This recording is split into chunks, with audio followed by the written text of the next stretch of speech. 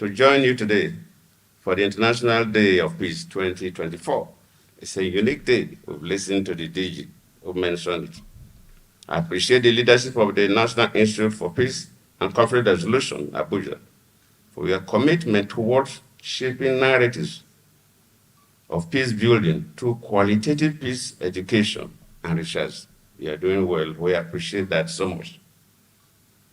Of course, when we talk about peace, I know there will be a keynote speaker that will go through this.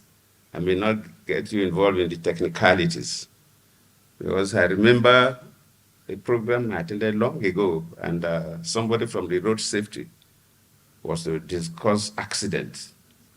And when he gave us the technical definition of accident, means that if you want to go to work and you think you can drive down there within 30 minutes, and you get to a serious traffic and delay you for 1 hour, that is accident. And those of us who are ordinary people say, is that accident? Because our own definition of accident is that there must be impact. A vehicle must hit some object, human or otherwise. But that is the technical definition of accident. So we'll listen to the technical person. But for me, peace, the word peace, originated in the 11th century. And that word came from one Anglo-French word, paix or so. I don't speak French, I don't know how to pronounce it. And the old French word, PAIS, paix. And both words originated from the Latin, PAX. But if you look through the various definitions, generally what we consider as peace is agreement, tranquility, harmony, lack of conflict, which is key, and freedom from fear of violence between individuals or group of individuals. I'm particularly interested in the theme for this year, cultivating a culture of peace. The two words there is culture and peace, which I will make brief remarks on. Peace is what everybody wants, because without peace, you can't do anything.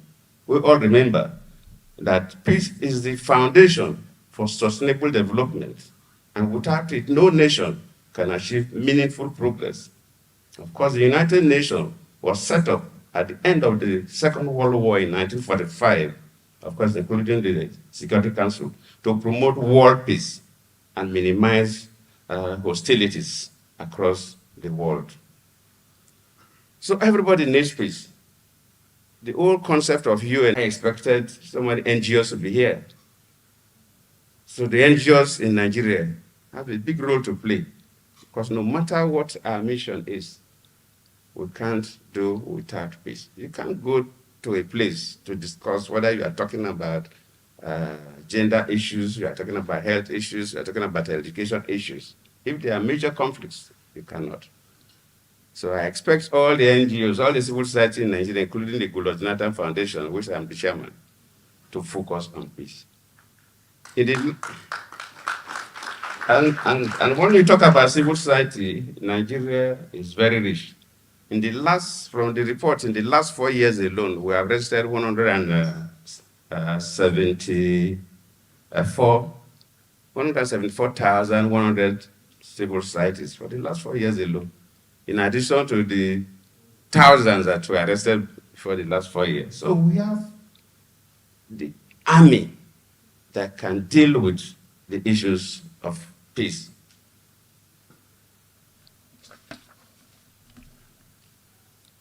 And just like I said, I like the theme, the culture of peace, cultivating the culture of peace.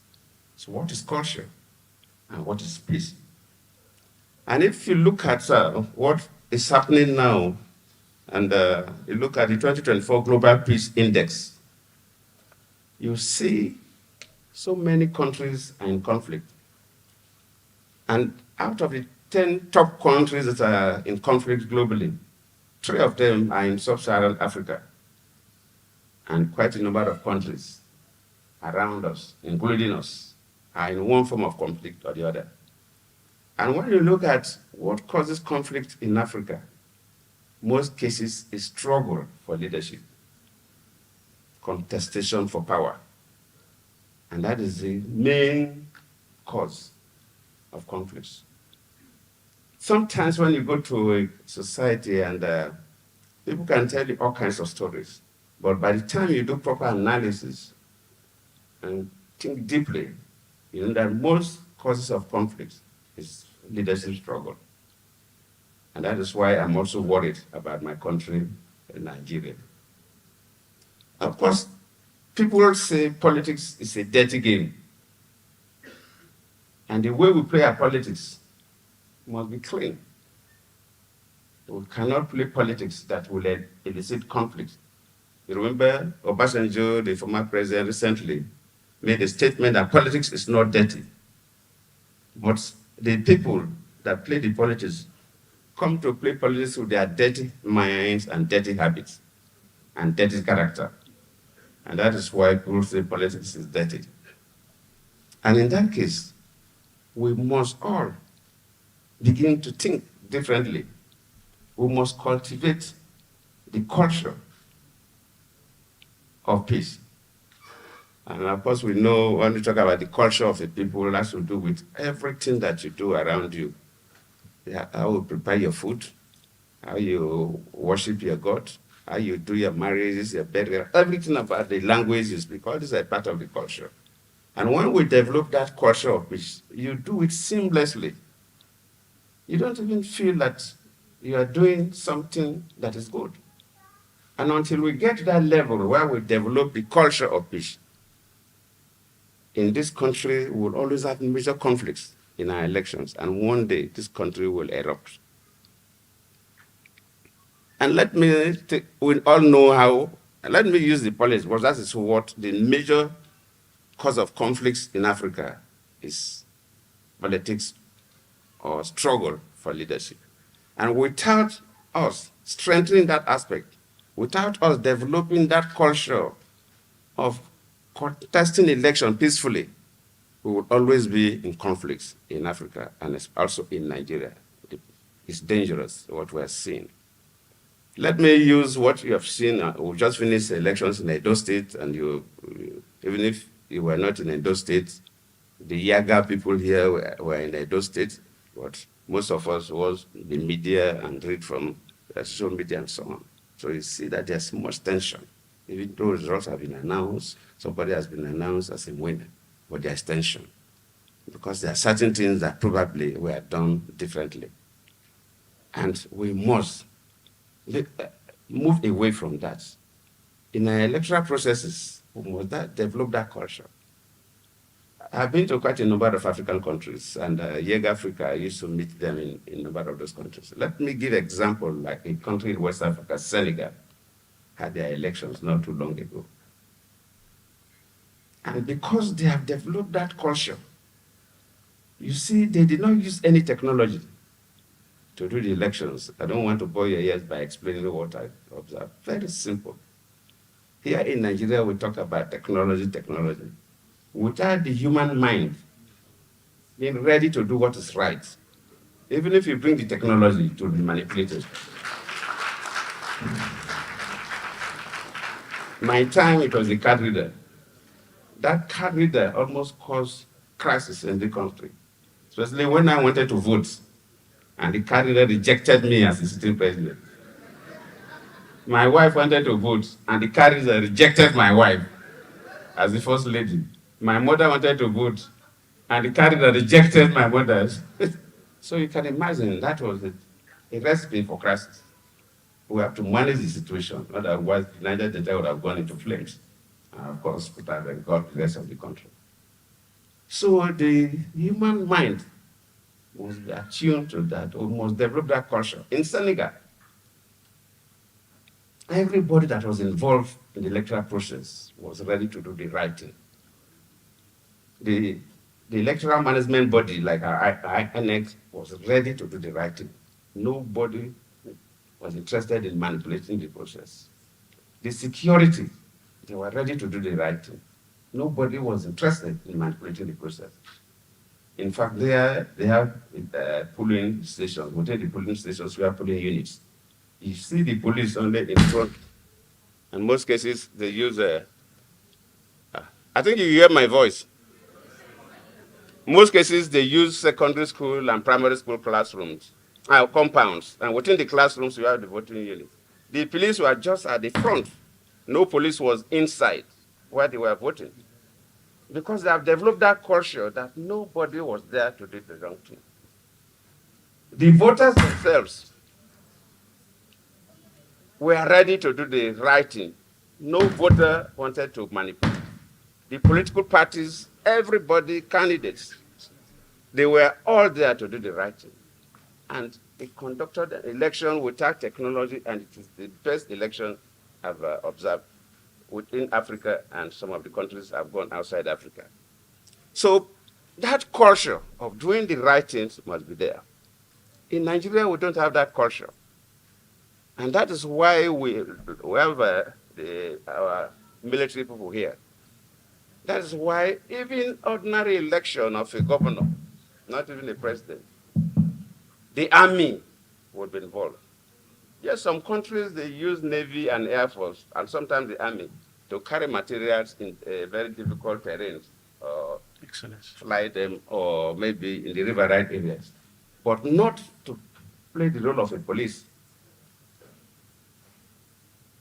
Rarely you see the military, because for the military to come out to perform civil responsibility, it requires, most countries require the president and the commander-in-chief to issue a declaration. Military don't just come out.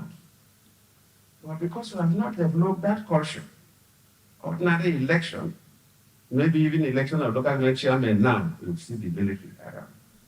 We have reduced the value of our armed forces. Management of elections, in fact, in the countries where the chief executive of the country is a different person, the prime minister, and the commander-in-chief is a different person, either the queen or a king or elected president. The president will not, except the commander-in-chief, call out the military. They don't go out. And the prime minister has no powers to call out the military, even though he's the administrative head of the country.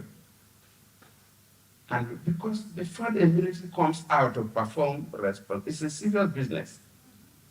Now, because we have not developed that culture of peace, we use our military as if they are police officers.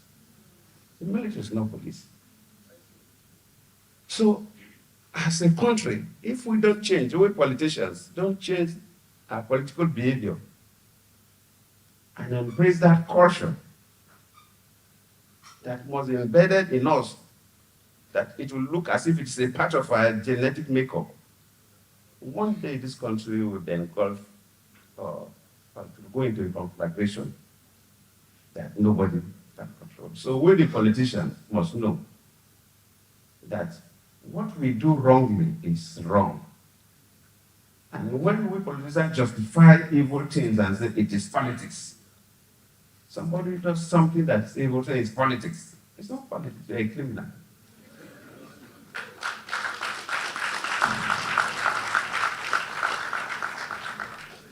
So for me today,